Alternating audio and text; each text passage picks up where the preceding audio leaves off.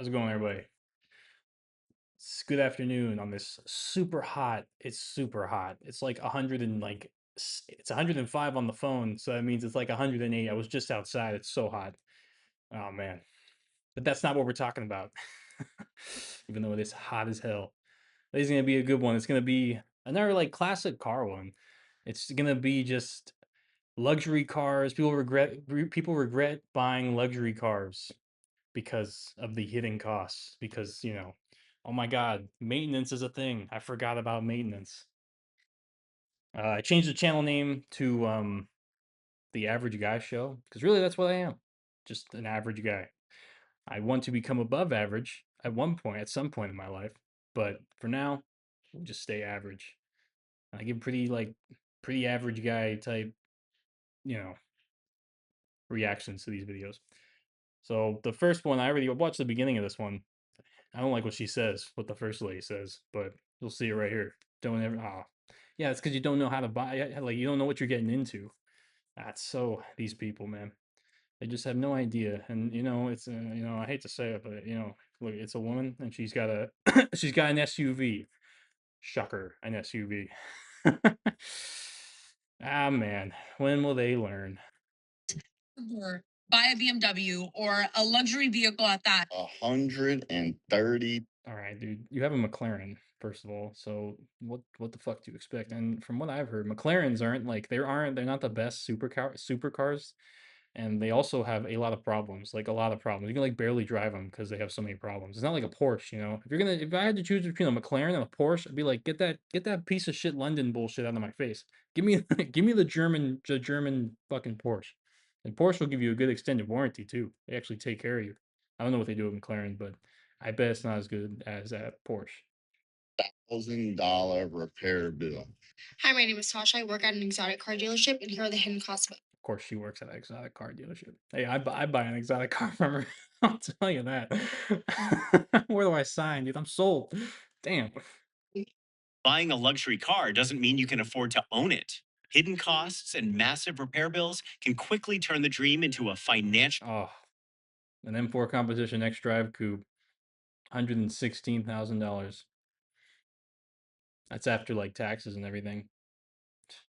That's that is pretty high for an M4. It's just a two door. If it was an M3, that would still be really high. But that's what you get when you get a brand new one. It just depreciates straight off the lot. I mean, it's a nice car. Don't get me wrong. I love the car, but right when you drive that shit off the lot, dude, that shit's already lost like, let's see, it's 108, so 116 after everything. Yeah, that's not even adding on any of the interest. It's probably lost honestly like $40,000, like 40 grand, right when you drive off the lot. Nightmare. Let's get into it. Mercedes Benz Manhattan tried to scam me out of over $12,000 back in February. That's another thing. Why do they take these to the dealership? The dealership's like the worst place to go to get these done. That's like the only people that take their cars to the dealership are straight NPCs. Like unless they have an extended warranty only through that dealership, then fine. But if you're just taking the car to the dealership, you're an NPC. Or you're just an old person, like really old person. And you've been there so long and you're retired, so you have that kind of money.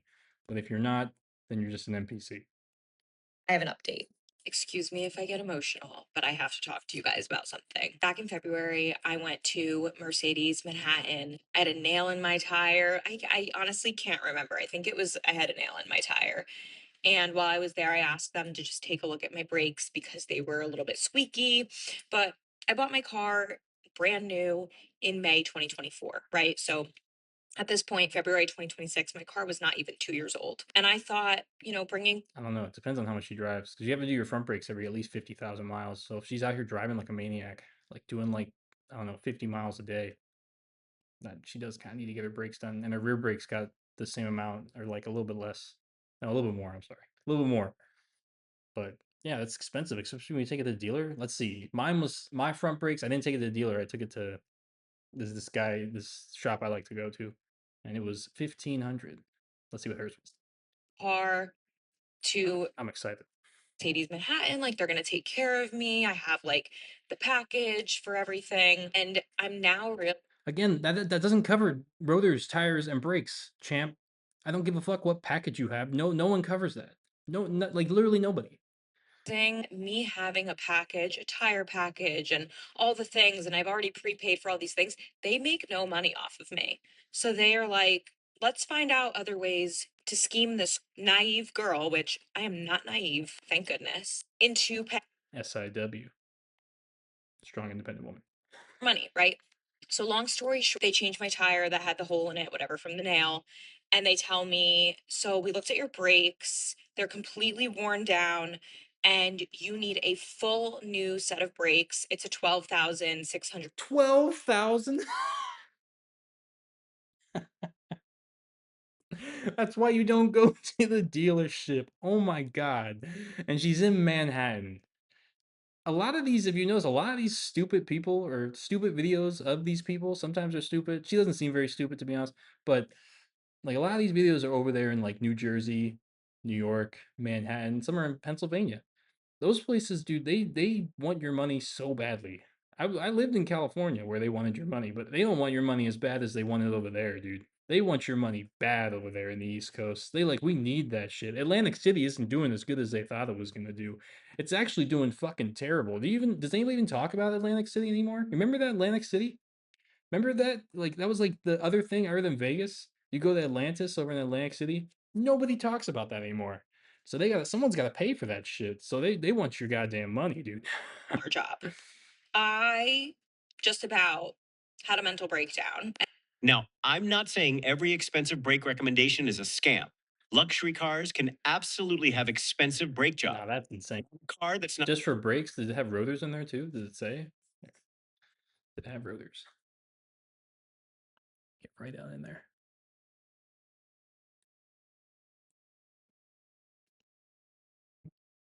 Retaining spring, sensor, fit screw, brake paste. Brake paste? What the fuck is that, dude? Hexagon head bolt, 4 pieces. S- V VPS brake stop squeal. Is that an option? It doesn't say rotors or anything. I mean, I think that's just what the service. No, dude, it's a 1 count of the VPS brake stop squeal. What the fuck is that, dude? Brake pad, brake disc. I guess the brake disc is the rotor. So I guess it was rotors too. I agree with her on that one. That's crazy. That's way scam. too much money. Luxury cars can absolutely have I expensive agree with brake her on that. jobs. Car that's not even 2 years old, I'd want to see the measurements, the wear, and exactly what failed before approving a $12,000 repair. That's just common sense. Let's see how much you need to make to comfortably afford a 2025 BMW M4. My final bill. It's beautiful. It's so goddamn beautiful. And that's probably an X Drive competition. So that's probably what that guy was. 108. I think this was that video, but that's 108. Amounts to around $108,000, but if we multiply this by 7% sales tax, we get a new total of $116,000. After adding the new price of the vehicle, 20% down, financed at 5% for a total of 60 months, we get a total monthly payment of over That's it. Oh my god. $1,700. The annual insurance for an M4 is going to be around $6,000, and if we divide this by Wow. 12, we'll get $5. That's at least $6,000. So it will be like $10,000 at the most. So that's $5,000 every 6 months. You got 5 grand every 6 months to go drop on a goddamn beautiful M4 competition. X Drive, I bet that was. If you got 5 grand every 6 months plus 1,700 every month, and you're never gonna get fired. It's never gonna. You have a job. You have a job for the rest of your life. It's never gonna change. You're never gonna get fired.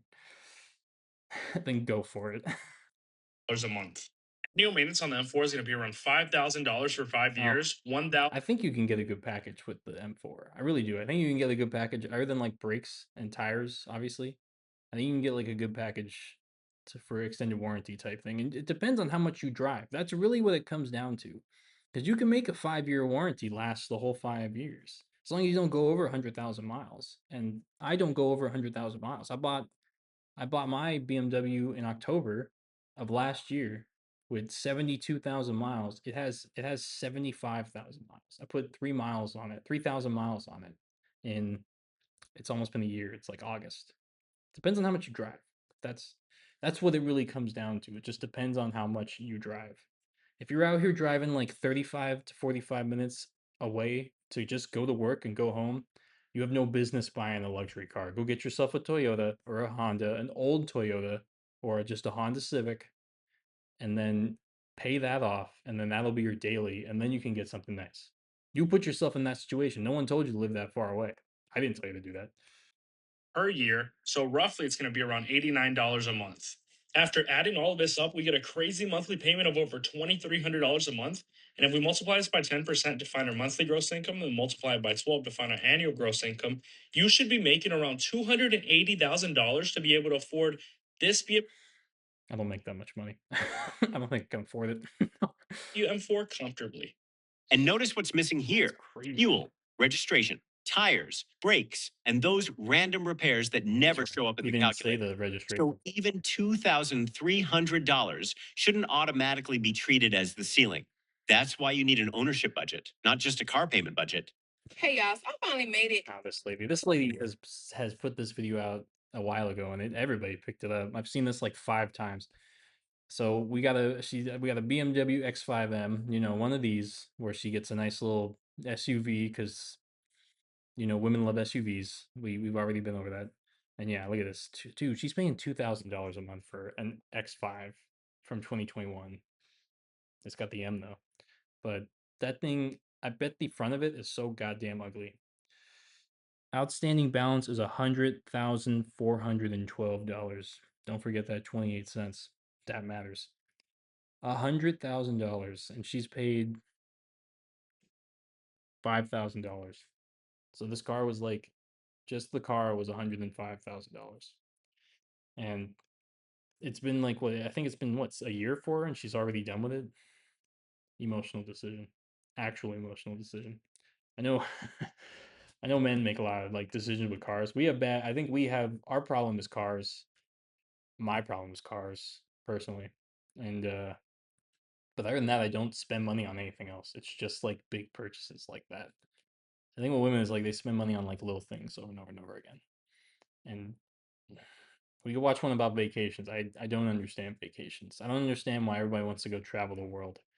I really could care less what's going on in Italy. I don't care. Or Greece or whatever. It's like I honestly don't give a flying fuck. Like I really don't. And why would I want to leave the US, dude? If I'm gonna go somewhere nice, just go to Hawaii. I know it's expensive, but you know, that's like one of the nicest places to go. So I just go to Hawaii. Or I just play fucking the Crew Motorfest. I get to drive around Hawaii, in a car of my choice. Now that may sound sad, but it's actually kind of true. I could just do that. Like it's really just that easy. Like there's no need to be out here just like, oh, we gotta go to London because the UK is something I want to go see. I don't think anybody wants to go. So, you want to go see fucking Big Ben? I gotta go see that goddamn clock, dude. So we'll skip this one.